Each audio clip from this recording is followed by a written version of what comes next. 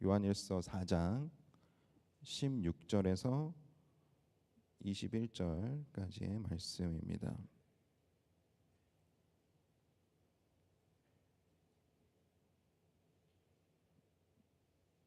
저와 여러분이 한 절씩 교독하시고 마지막 21절 말씀은 한 목소리로 읽겠습니다.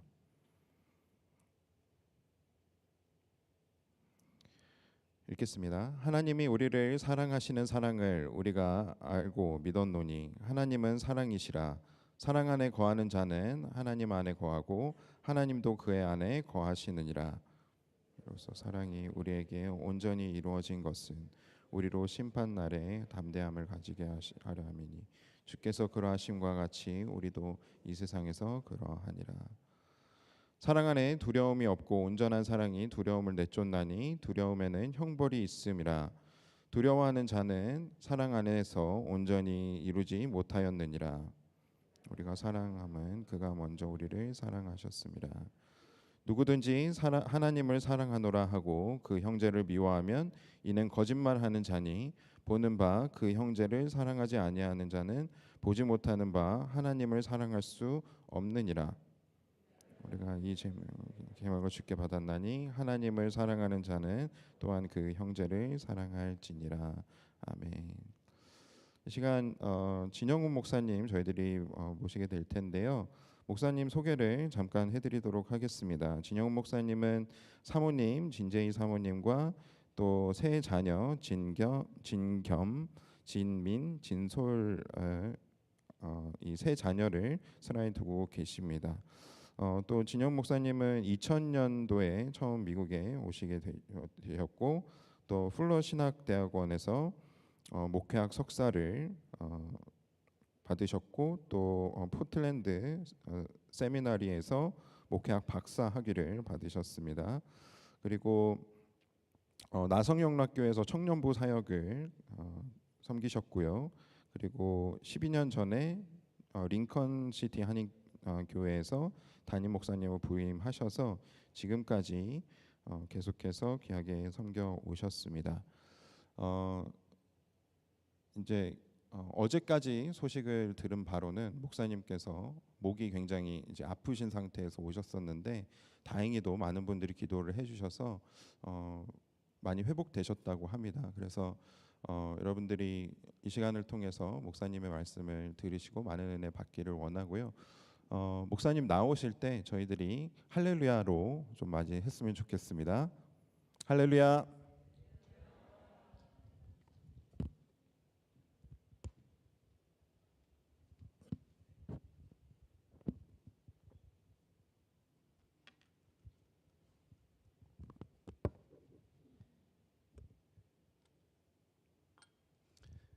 반갑습니다. 오레곤 베델 장로교회는 여러 가지 면에서 저에게는 굉장히 친숙한 교회입니다. 먼저는 제가 참 좋아하고 존경하는 이도나 목사님이 계셨고 또 요즘에 좀 찾아보기 힘든 참 순수하면서도 열정적인 성도님들이 굉장히 많은 교회라서 그렇게 멀지 않은 곳에서 지켜보면서 늘 좀 뿌듯한 마음과 또 감사의 마음이 있었습니다. 우리 베델교회가 속해 있는 서북노회에서도 참 칭찬받고 또 모범이 되는 교회다라고 하는 말씀을 꼭 좀 드리고 싶습니다.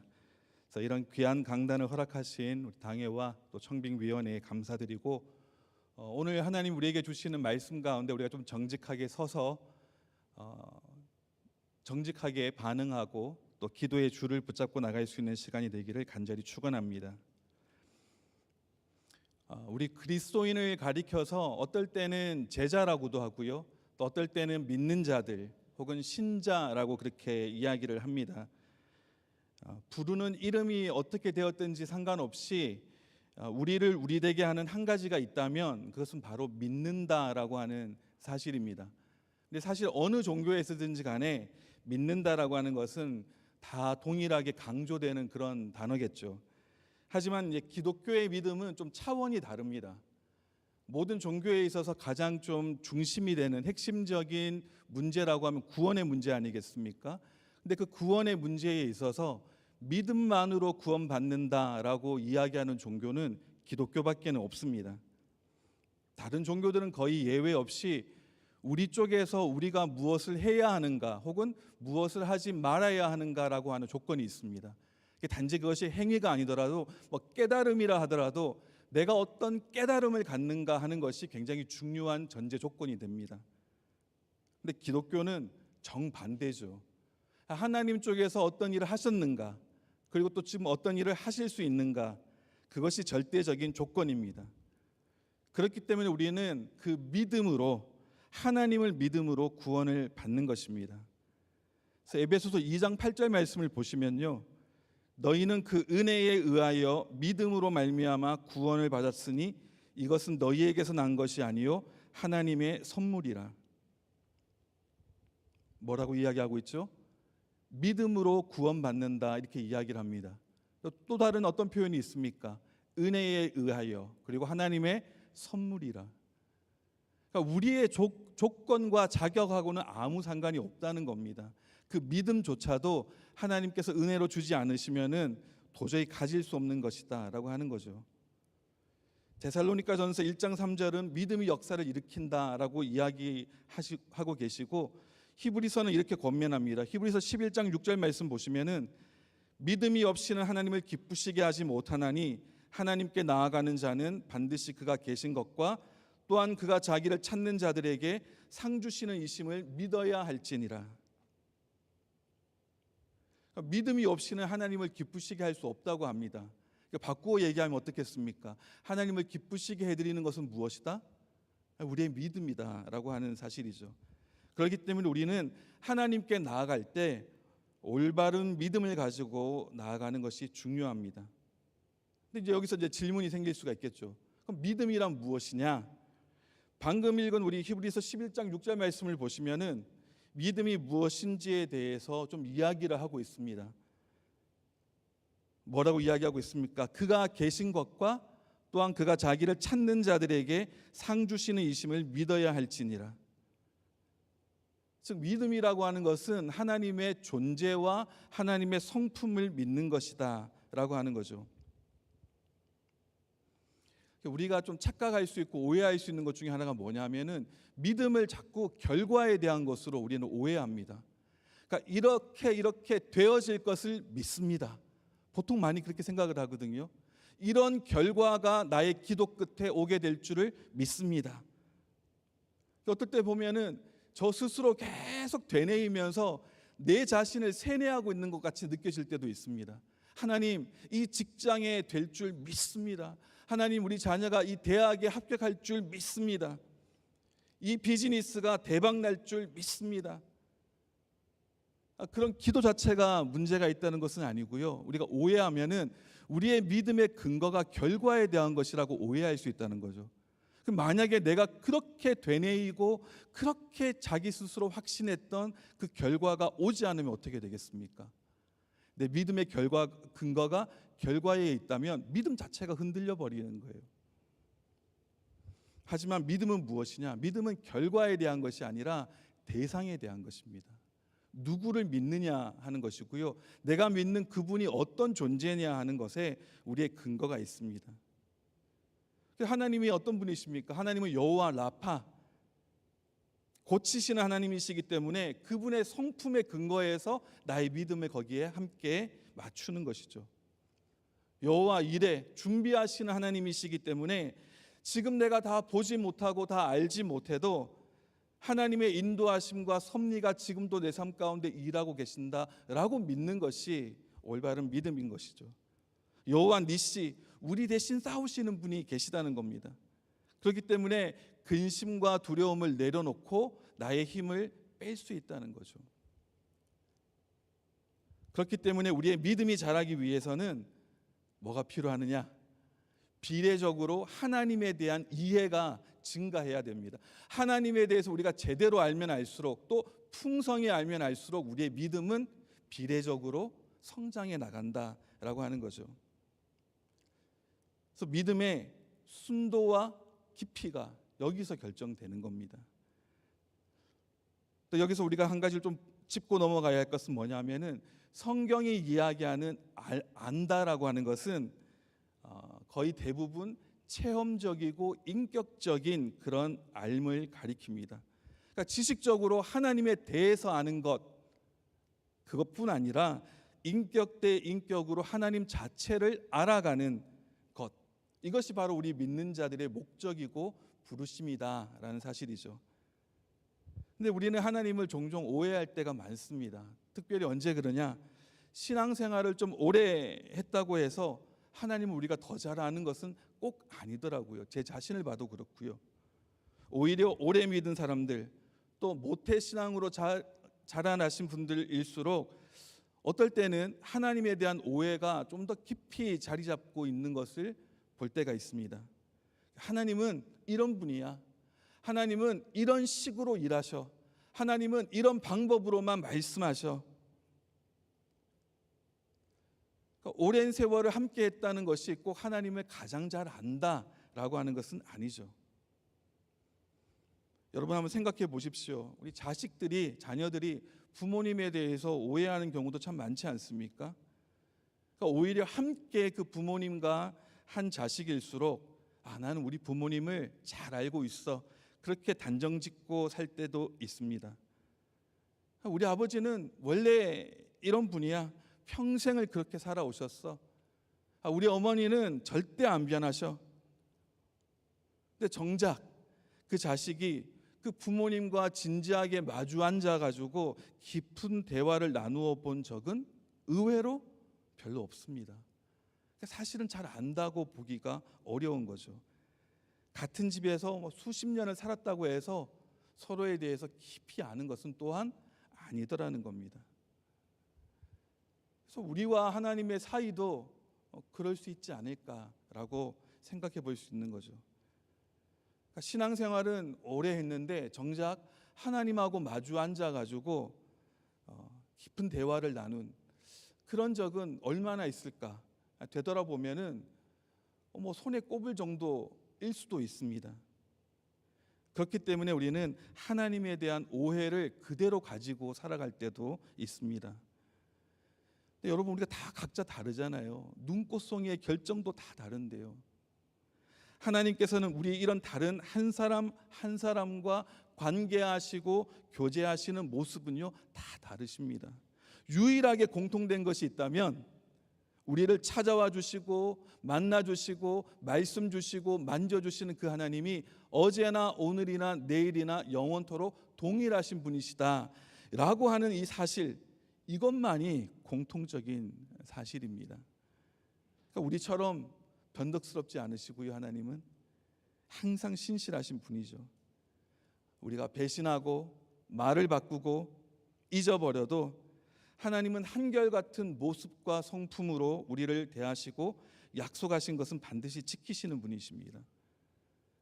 바로 이런 하나님을 우리가 알아가고 그래서 신뢰해 가는 것, 이것이 바로 믿음입니다. 그렇기 때문에 이 신앙의 문제는 또한 이해의 문제이기도 하다는 거죠. 내가 하나님을 어떻게 이해하느냐 혹은 오해하느냐, 이것이 굉장히 큰 영향을 우리 삶 가운데 미칩니다. 하나님에 대해 아는 것과 하나님을 아는 것에는 큰 차이가 있습니다.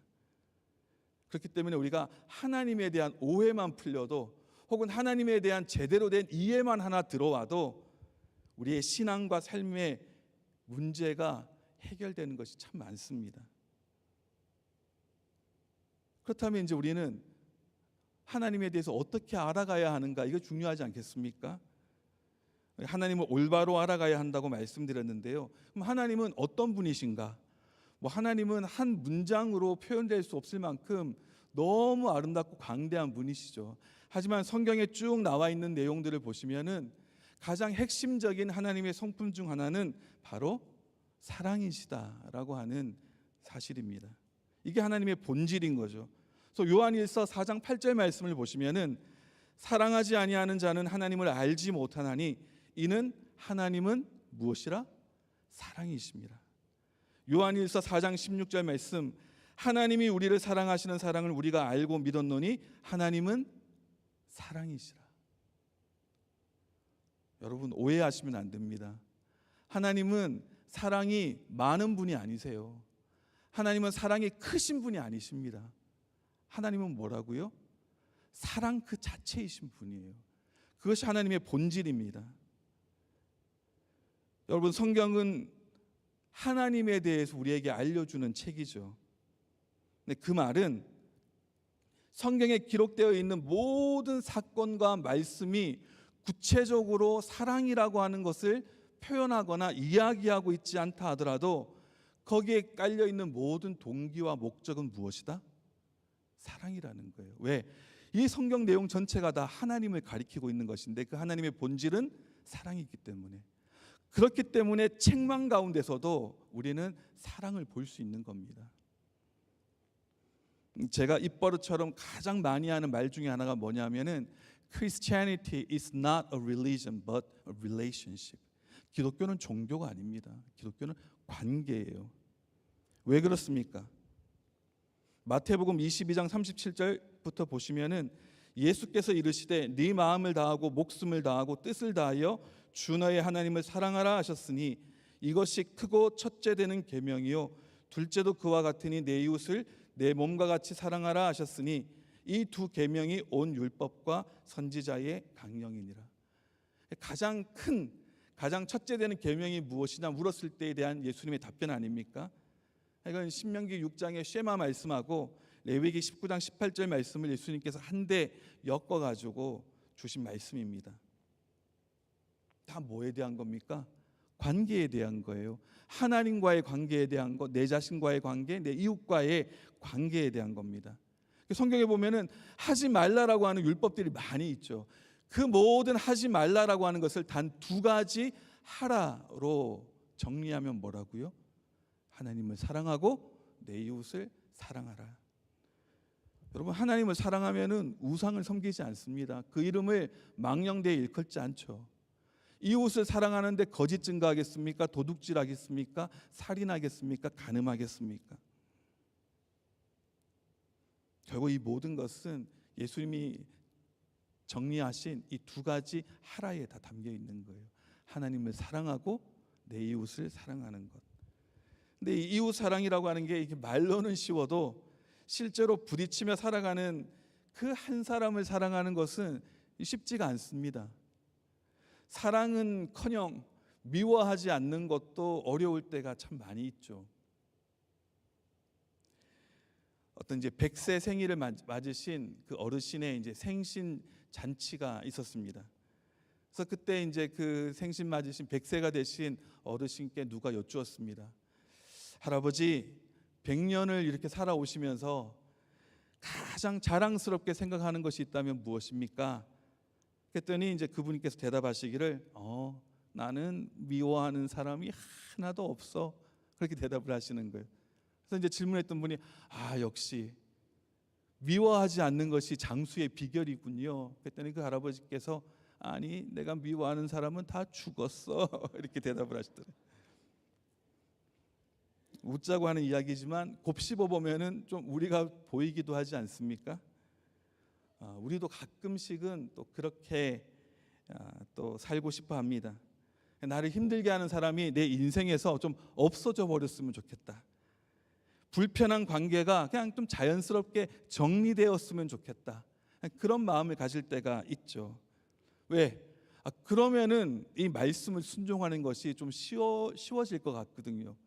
사랑하라고 했는데 사랑 도무지 못할 것 같은 사람이 내 눈에서 사라지면은 쉬워지는 것 아닙니까?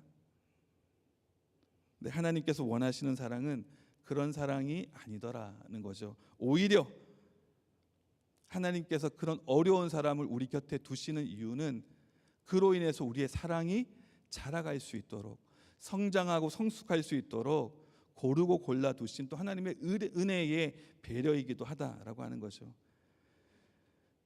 사람이 사라져서 미워하지 않게 되는 것은 사랑이 아니라 회피일 뿐 아니겠습니까? 하나님은 우리 삶의 이 현장 가운데서 어려운 사람들 가운데서 우리에게 사랑을 가르치시고 그 사랑 안에서 자라가게 하십니다.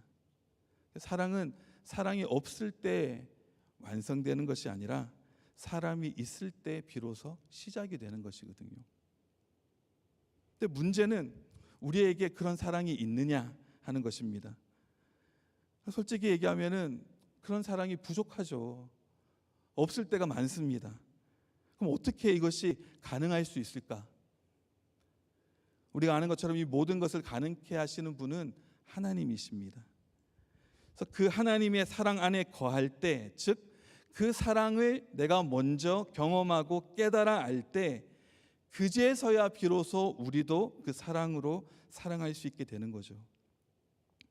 요한복음 4장 19절 말씀을 잠깐 한번 보실까요?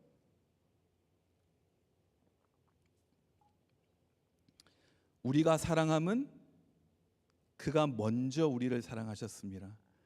그러니까 우리가 사랑할 수 있는 모든 이유와 근거가 되는 것은 하나님이 먼저 우리를 사랑하셨다라고 하는 그 사실, 또 그 현실, 그것만이 우리로 하여금 사랑 베풀 수 있도록, 사랑을 할 수 있도록 하는 유일한 근거가 된다는 이야기입니다. 그렇기 때문에 하나님의 사랑을 믿는다라고 하는 말은 결국 그 하나님의 사랑을 내가 받아들인다라고 하는 말과 같은 말일 수 있습니다. 어떤 사람들은 그 사랑을 받아들이는 것을 힘들어할 때가 있어요. 내가 하나님을 위해서 막 희생하고 헌신하고 애쓰고 수고하는 것은 쉬워. 근데 하나님의 사랑을 내가 온전히 오롯이 받아들인다, 누린다, 이게 생각보다 어려워하시는 분들이 많습니다. 근데 하나님 안에 거하는 것은 하나님의 사랑을 받아들이는 것으로부터 시작됩니다. 사랑을 잘 주지 못하는 사람은, 혹은 사랑은 있지만 표현을 잘 못하는 사람들을 보면은 자라오면서 그 사랑의 표현을 많이 받아보지 못한 사람일 때가 많지 않습니까? 그러니까 비슷한 겁니다. 16절을 다시 한번 볼까요? 하나님이 우리를 사랑하시는 사랑을 우리가 알고 믿었노니 하나님은 사랑이시라. 사랑 안에 거하는 자는 하나님 안에 거하고 하나님도 그의 안에 거하시느니라. 중요한 것은 뭐다? 그 사랑 안에 거하는 것이라는 겁니다. 그것이 바로 곧 하나님 안에 거하는 것과 같은 말이다. 어떻게 하면 그 사랑 안에 거할 수 있나요? 본문은 분명히 말씀하고 있죠. 하나님이 우리를 사랑하시는 사랑을 우리가 알고 믿었노니. 그러니까 우리를 향하신 하나님의 사랑을 내가 먼저 알고 그걸 경험하고 또 그것을 믿을 때, 그때 비로소 우리는 그 사랑 안에 거할 수가 있습니다. 그러니까 이것이 안 된 채로 신앙생활 하려고 하니까 힘이 드는 거죠. 자꾸 종교적인 사람이 되고요, 의무적이 되고 자꾸 판단하게 되고 비교하게 되는 겁니다. 사랑을 많이 받아본 사람은요 넉넉합니다. 우리 막내들 한번 보세요. 얼마나 넉넉합니까? 우리 집 막내도 마찬가지입니다. 자유로운 영혼이에요. 아마도 사랑을 많이 받아봤기 때문이 아닐까라고 생각을 합니다. 여러분, 사랑이 전부입니다. 사랑이 전부예요. 우리가 하나님을 믿는다는 것도 결국에는 하나님의 사랑을 믿는 겁니다. 그래서 진정한 믿음이라고 하는 것은 하나님께서 어떤 일을 이루실 수 있다라고 하는 그 능력을 우리가 믿고 확신하는 것이라기보다, 그 능력이 있으신 분이 나를 사랑하셔서 기꺼이 그 능력을 베풀기를 원하신다라고 하는 사실을 받아들이는 것이 진정한 믿음입니다. 우리는 하나님의 믿음의 능력에 대해서는 믿음이 있어요. 의심이 없습니다. 죽은 자도 살릴 수 있고 뭐 기적도 행하실 수 있는 능력이 있는 분이시죠. 거기에 대해서 의심은 잘 없습니다.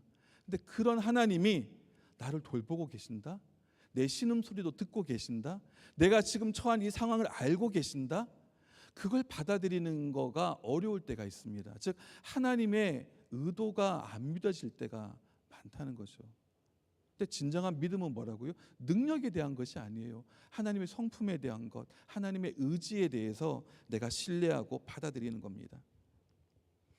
그래서 그 사랑을 받아들일 때 어떤 일이 일어나는가? 17절을 보시면요, 이로써 사랑이 우리에게 온전히 이루어진 것은 우리로 심판날에 담대함을 가지게 하려 함이니 주께서 그러하심과 같이 우리도 이 세상에서 그러하니라.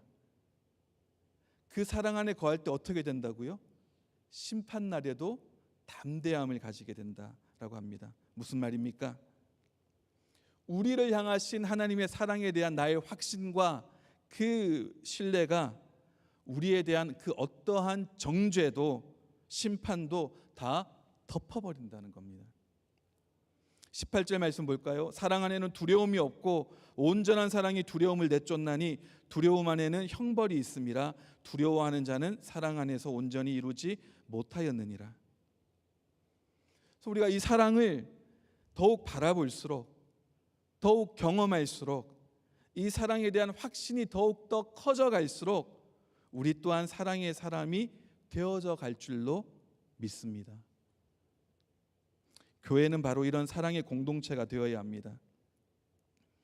하나님의 사랑의 그 깊이와 넓이와 높이와 그 거리를 새롭고도 풍성하게 경험하고 그 사랑을 먼저 받아 누리며 그 사랑을 흘려내며 나누는 공동체, 그것이 바로 하나님께서 원하는 교회 공동체죠. 요한복음 13장 35절에 뭐라고 말씀하신다고요? 너희가 서로 사랑하면 이로써 모든 사람이 너희가 내 제자인 줄 알리라. 미국의 프랜시스 첸이라고 하는 목사님이 계십니다. 차이니스 아메리칸이에요. 중국 계십니다. 근데 이분이 굉장히 유명한 분이죠. 설교를 참 잘하셔가지고 특별히 중고등학생들, 대학 청년들 굉장히 좋아하는 목사님이고요. 그래서 큼직큼직한 집회마다 인기 강사로 늘 초청되는 그런, 말하자면 스타 목사님이셨습니다. 근데 그랬던 분이 갑자기 2010년도에 자기의 교회를 사임하십니다. 그 교회는 목사님의 집 거실에서 시작해서 16년간 사역했던 그 캘리포니아의 시미밸리라고 하는 곳에 있는 코너스톤이라고 하는 교회였습니다. 그러니까 16년 동안 교인 수가 5,000명 넘게까지 그렇게 성장한 상태였습니다. 근데 갑자기 사임을 하신 거예요. 그렇다고 무슨 스캔들이 있었던 것도 아닙니다. 그냥 사임하신 거예요. 나중에 그 이유에 대해서 물어보니까 이렇게 설명을 했습니다. 그것은 성경적인 문제 때문이었습니다. 이렇게 답을 했습니다. 이게 무슨 말이지? 사임과 성경적인 문제가 무슨 상관이 있지? 그분의 설명이 그래요. 성경에 의하면은 우리 모두는 각자 하나님으로부터 받은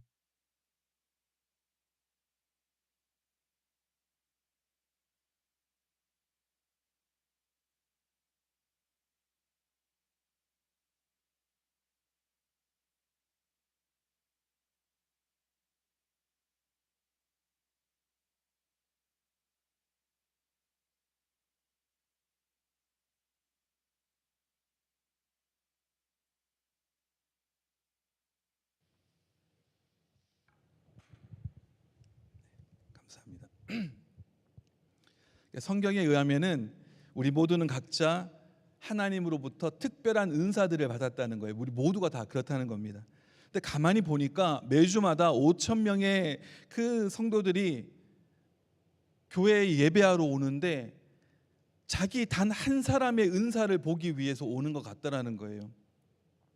얼마나 큰 낭비냐라는 생각이 들었다는 거죠. 그러니까 이 예배 하나 드리기 위해 가지고 들어가는 비용을 따져 보니까 연간 예산이 수백만 달러에 달한다는 거죠. 근데 성경에 보면 우리는 모두가 다 그리스도 몸의 한 지체라고 돼 있거든요. 각각 다른 역할과 은사가 있다는 거죠. 근데 굳이 자기를 따지자면은 입 정도에 해당될까? 그거밖에 안 된다는 거예요. 근데 자기의 한 사람의 은사를 보기 위해서 다른 엄청난 은사와 목적을 가지고 있는 그 사람들이 그냥 한 사람의 입을, 그 말을 듣기 위해서 교회에 와서 앉았다 가더라는 거죠. 그러니까 목사님이 볼 때는 이건 엄청난 낭비다는 생각이 들었다는 겁니다. 그 더 결정적인 이유는 정작 서로 사랑하라 라고 하는 하나님의 계명은 생각보다 잘 지켜지지 않더라는 거예요. 그러니까 친한 척, 문제 없는 척, 고상한 척은 할 수 있는데 진정으로 사랑하는 공동체의 모습은 아니더라는 겁니다. 뭐라고 얘기합니까? 요한복음에서 너희가 성경 공부 열심히 하면, 너희가 선교 열심히 하면, 구제 많이 하면, 교세가 확장하면, 교회 건물이 커지면은 능력이 많이 나타나고 병자가 많이 낫고 목사가 스타가 되면, 설교를 잘하면, 그러면 세상 사람들이 너희가 나의 제자인 줄 알리라, 그렇게 말씀하지 않았다는 거죠. 어떨 때? 너희가 서로 사랑하면 사람들이 너희가 내 제자인 줄 알리라. 그래서 이제 그분은 샌프란시스코로 건너가서 가정교회를 시작을 했습니다. 교회 이름이 We Are Church. 우리 각자 한 사람 한 사람이 예수님의 제자이고 성령께서 거하시는 성전이고 교회다라고 하는 거죠. 오해하지 마십시오. 그분의 선택만이 정답이라는 말은 아닙니다. 다만 그 처한 상황 속에서 본질에 대한 고민이 있었고 그것을 붙잡기 위해서 용기를 냈다라고 하는 것이 중요한 거죠. 중요한 것은 우리가 본질을 붙잡고 있는가라고 하는 겁니다. 마지막으로 제 이야기만 하나 드리고 말씀을 맺겠습니다. 제가 대학교 4학년 때 이제 졸업을 앞두고 매일마다 좀 혼자서 기도를 좀 하고 있었습니다. 기도의 제목은 제 진로에 대한 거였어요. 근데 거기에 대해서 특별하게 제가 고민할 필요가 없었던 것이 제가 공부하고 있는 전공의 대학원 과정을 가기 위해서 이미 교수님과도 이야기가 됐고 이제 그 대학원 시험을 앞두고 있는 바로 그 시점이었습니다. 시험 보고 가면 돼요. 근데 왠지 마음에 그게 아닌 것 같은 거예요. 그래서 저는 이제 목회자 가정에서 태어나서 모태신앙으로 태어났지만 대학교 가서 신앙의 어떤 방황기를 겪었습니다. 그래서 한 1년, 2년 교회를 나가지 않았던 적도 있어요. 근데 그러다가 하나님을 내가 인격적으로 만나고 다시 돌아오게 되면서 다른 생각과 마음이 생기는 거예요. 예전에는 하나님의 뜻이 궁금하지 않았어요. 알고 싶지 않았습니다. 왜? 하나님의 뜻을 알게 되면은 내가 원하지 않는 곳에 보내시고 내가 원하지 않는 일을 시키시고 나에게 어려운 것을 희생을 요구하시고 뭐 그럴 것 같아가지고 뭐 쉽게 얘기해서 아프리카에 선교사로 가라 뭐 이럴 것 같아가지고 하나님의 뜻에 대해서 궁금하지도 않고 물어보지도 않았습니다. 근데 제가 하나님을 인격적으로 만나고 이분이 사랑이시라는 것을 깨닫고 나니까 내 삶을 향한 하나님의 뜻이 너무너무 알고 싶은 거예요. 왜? 나보다 나를 더 잘 아시고 사랑하시는 하나님이 가지고 계신 계획과 뜻이라면 내가 가장 행복하고 내 삶의 목적과 가장 부합한 것일 텐데 그게 너무 알고 싶은 거예요. 근데 문제는 그걸 알고 싶은데 모르겠다는 것이 막 너무 답답했습니다. 그래서 매일 밤마다 혼자서 기도했어요. 하나님, 나를 향하신 주님의 뜻이 무엇입니까? 그때 제가 처음으로 하나님의 음성을 똑똑히 들었습니다. 부끄럽게도 그 이후에도 많이 들었다고 하면 좋을 텐데 아직까지 그때밖에 없어요. 똑똑하게 들린 음성이. 근데 뭐라고 하시냐면은 영훈아, 이 하나님의 그 음성에는요, 음성 자체 뭐라고 표현해야 될지 모르겠는데 그 톤 자체가 가지고 있는 메시지가 말보다 훨씬 더 크더라고요. 그 한마디에 이미 엄청나게 많은 정보가 저한테 들어오기 시작하더라고요. 영훈아, 네가 왜 무엇 때문에 고민하며 나에게 기도하는지 내가 잘 안다. 그러니까 너의 중심을 내가 안다는 거예요. 그런 말씀 안 하셨지만 그 음성 가운데 그것 때문에 너무 기뻐하신다고 하는 하나님의 마음이 느껴지더라고요. 그러면서 하시는 말씀이 그렇기 때문에 나는 네가 선택하는 모든 것에 내가 복을 주겠다. 이걸 선택하면 내가 거기 복 줄게. 저걸 선택하면 내가 거기 복 줄게.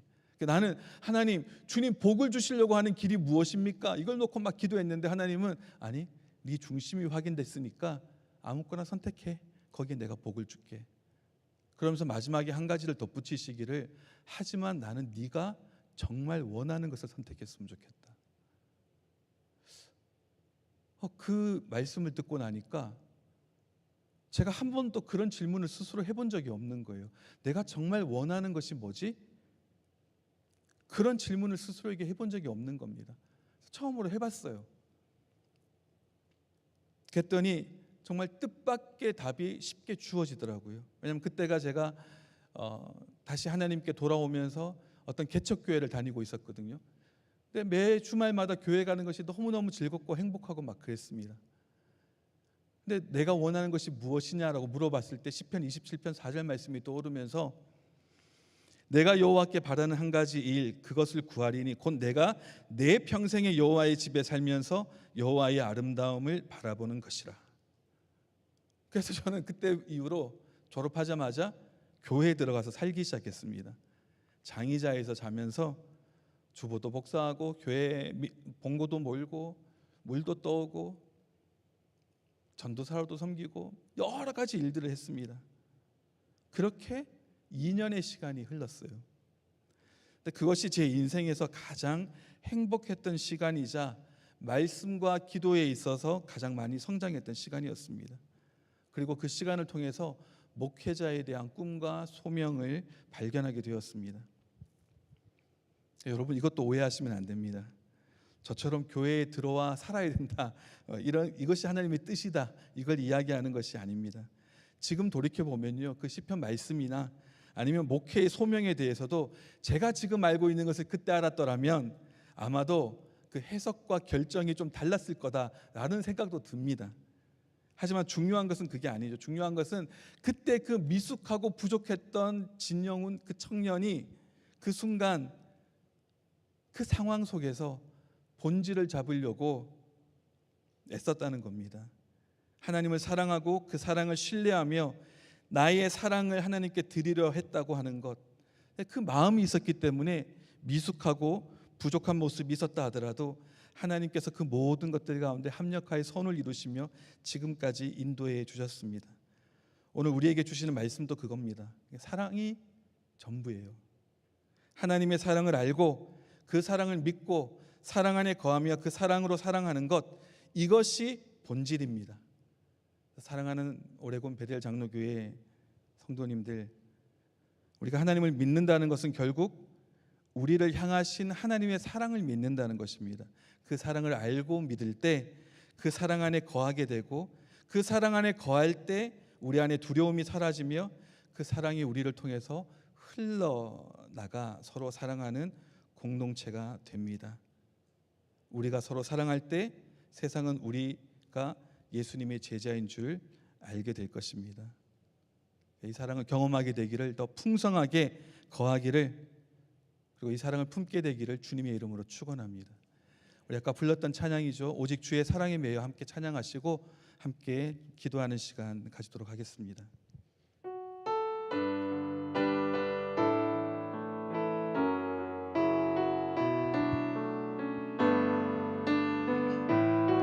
우리의 고백을 담아 드립니다. 오직 주의 사랑에 매여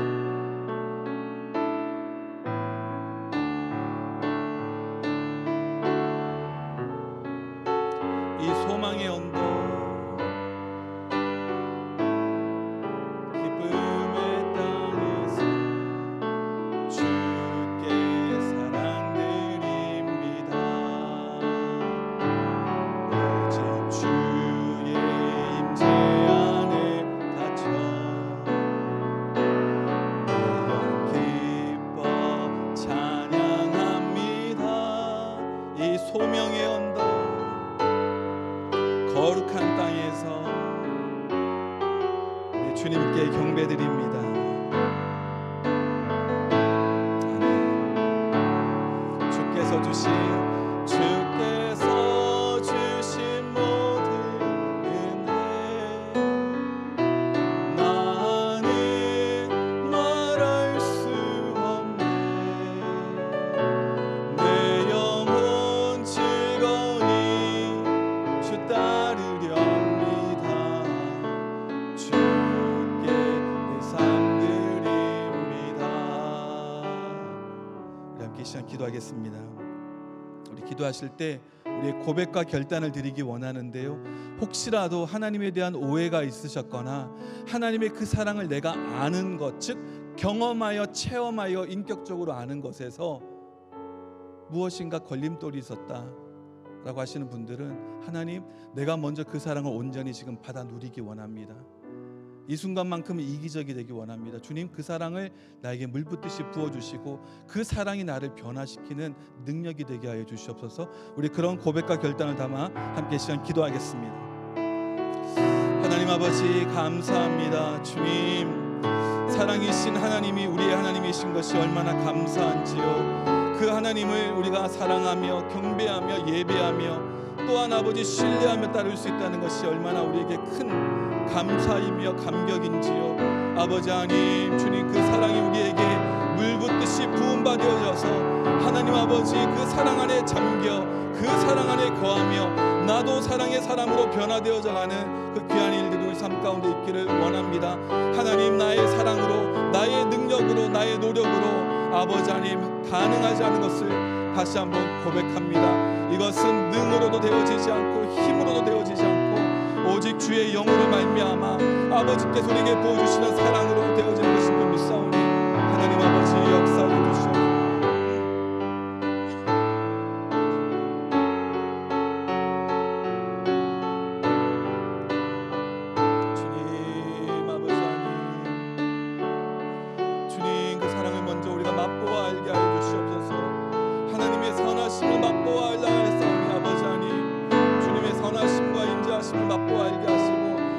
자비와 인자하심이 매일 아침마다 새로움으로 우리가 진멸되지 아니함을 아버지 하나님 매일매일 매순간 깨닫고 그 은혜의 감격 속에 살아갈 수 있도록 주님 도와 주시옵소서.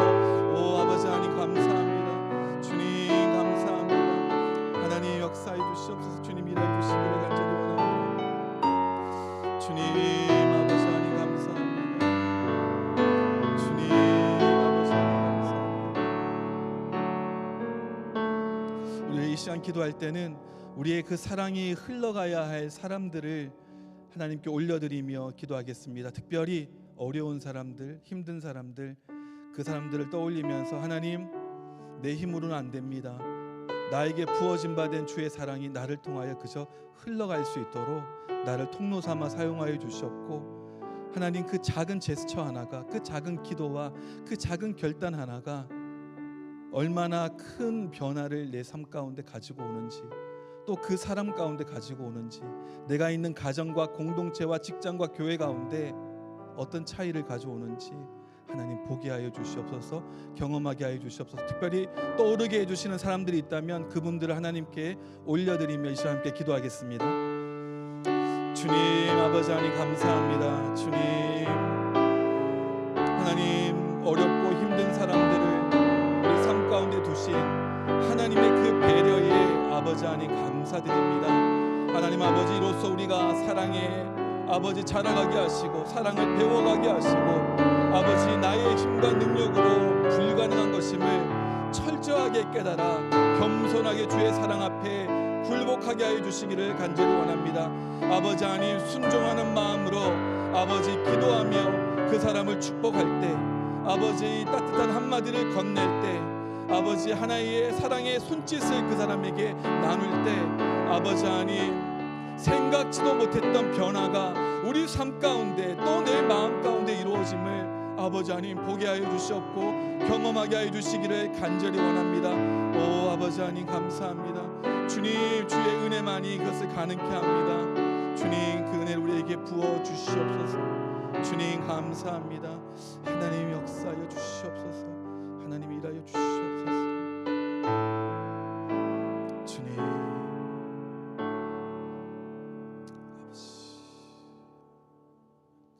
주님